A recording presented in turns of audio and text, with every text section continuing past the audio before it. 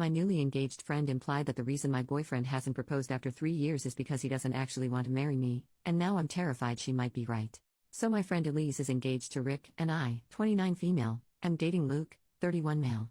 Elise and Rick have been engaged for a year, together for 2, and I've been with Luke for 3 years now. Elise and Rick had their engagement party Sunday afternoon. I was chatting with Elise, looking at her ring, and I'm not going to lie, I felt a bit of envy. Luke and I have talked about marriage, but we haven't even looked at rings yet. He says he wants to marry me though, but I do think it's taking a long time. So I asked Elise what made Rick propose to her, like how it happened. She told me that on their first date, she told him that he had a deadline.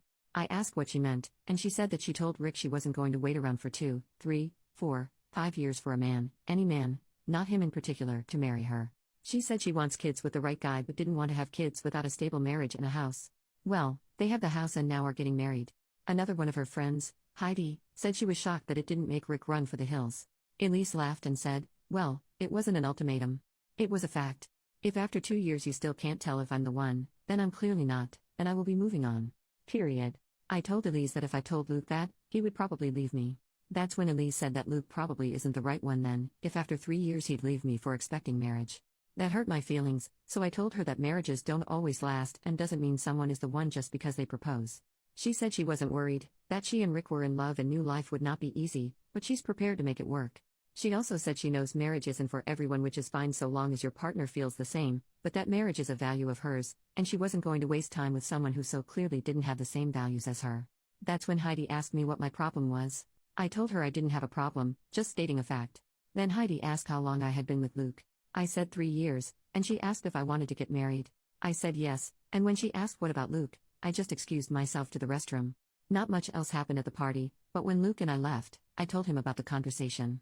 Luke laughed and called Elise ridiculous. I asked what he meant and he said, verbatim, only desperate and crazy women have a policy like that. Let it happen when it feels right. So I asked him if he wanted to marry me, to which he said of course, and I asked then why weren't we engaged when we've been together longer. He said he wasn't ready yet and our relationship was fine the way it was. I asked how long did he have to wait to know and he shrugged and said does it matter? We're together and that's what is important. The conversation paused for a minute and then Luke asked me not to be like Elise. He said that he doesn't like being forced to do something. I asked him if Rick felt that way. He's good friends with Rick. He admitted that Rick never said he felt forced and that he had been planning to propose to Elise 6 months after they met, but waited a bit to make sure he wasn't just jumping into something. I asked Luke if it would be okay for me to look at rings. He said I could but to not get my heart set on anything because he wasn't ready and he said even if he wasn't willing to spend more than $1,500 on an engagement ring. Elise's ring obviously cost more than that. I never asked her how much it was, but center diamond is 2 carats, and the rest of the band is covered in diamonds. I remember she was asked once how much it was. She wouldn't answer but said that Rick bought a ring he wanted her to love and did not care about the price. He found the ring she liked, looked at the price, and saved money to purchase it debt-free. I didn't mention that to Luke, but her telling me that came back when Luke said he was only willing to spend $1,500 on a ring I'm not even allowed to really look for. I'm not really sure why, but the conversation with Luke and Elise has made me very sad. I'm slightly angry at Elise for her implications but mostly I'm disappointed in Luke based on our conversation Sunday. He hasn't mentioned it since this weekend, but it's all I can think about. Did Elise go about it the right way? Is Luke wasting my time? I don't know, both of those conversations Sunday have me feeling like something is off. Update 4 days later. First, some info. Elise and Rick will have been together 3.5 years by the time they get married. I also think I gave the wrong impression of their relationship. Elise didn't demand a proposal from Rick, and she was surprised when it came. They honestly sound like they just had a whirlwind romance. She also didn't say she had to be married by the end of 2 years but that you should know if you want to marry her by the end of 2 years and be ready to be engaged so long as financially, work-wise, and in personal life everything is okay. They were together for a year and a couple months before he proposed. He did not propose at 6 months. He told Luke he knew she was the one at 6 months and started looking for rings then, but they got engaged later than that. Also, I don't care how much Elise's ring cost or how big it is. I didn't include that part because I was being petty. I was annoyed because Luke basically told me I don't get a say in what I'd be wearing. He developed the budget on his own without talking to me about it, and he knows next to nothing of jewelry and has never asked me what I like. I always thought he'd do what Rick and other mutual friends did, which is look together, develop the budget together, and then he picks what he thinks I would like. Rick didn't have the money for Elise's ring, his own words, so he made a financially sound decision to save up for a ring he knew she'd like but wouldn't break their bank either. I figured Luke was going to do the same thing but apparently he had no intentions of doing so. Lastly, someone mentioned that Rick doesn't have as much going on as Luke does, which isn't true. I don't know what Rick actually does, but he works for a major company in the financial department. He's not an accountant, but he basically supervises all money coming and going, sort of like a treasurer. Elise is a school guidance counselor. So both are very educated, no kids outside of their relationship, and are doing okay.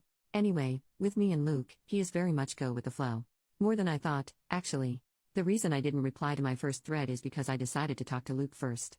Long story short, we broke up. Several comments said I needed to communicate what I wanted clearly to Luke, so I took an hour to write out what I really wanted in the next couple of years and then told Luke the night I posted the first thread.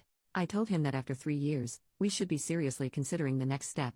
I told him I wanted kids, and with my age, I'm scared of health problems and complications if we wait too long.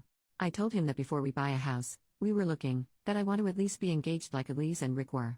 That's not a comparison per se, but I reflected on this and I think buying a house with a boyfriend who can't tell me when he wants to be engaged isn't very smart.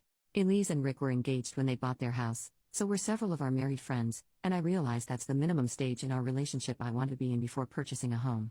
Luke's reaction was not pleasant. He told me he felt like I was trapping him in a corner and demanding a ring when I wasn't. I told him I wanted to plan and to see if we were on the same page, but I wasn't expecting a ring tomorrow or anything, just over the next year or so. He told me he'll propose when he's ready, and me bringing it up over and over again is making him not want to do it because he thinks I just want a ring, but I don't. I want a family, but I don't want to be one of those women who has a kid with a man who doesn't actually want the same things I do. I told him that he doesn't seem like he wants to get married, and that's when he said it.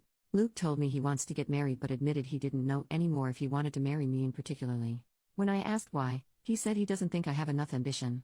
Luke wants to get a promotion at his job, he works in marketing, he's going to school for his master's, and he's into self-improvement like going to the gym and eating healthier and mental health books. He said he felt like I just wanted a marriage and kids and then I would be a stay-at-home mom, which he doesn't want me to do.